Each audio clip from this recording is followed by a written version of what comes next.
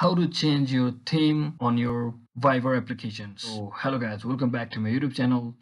In this video I'll show you the easiest way to change your Viber theme on your desktop PC. So as you can see, I'm on my desktop, so make sure you have downloaded your Viber successfully. If you don't know how to download Viber successfully, simply head over to your Microsoft Store application, which is your built-in application inside your Windows. So simply search in Viber like this, and as you can see, there will be an option called Viber, and what you need to do is simply download the application from here.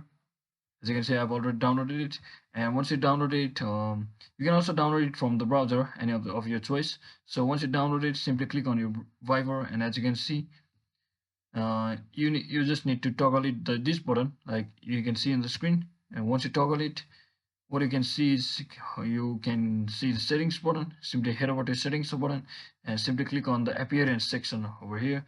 And as you can see, there are two different choices, that is light and dark. So to change, simply click on any of the choices of theme you like. So I like dark, so I just change it, and you can see my theme is on dark mode now.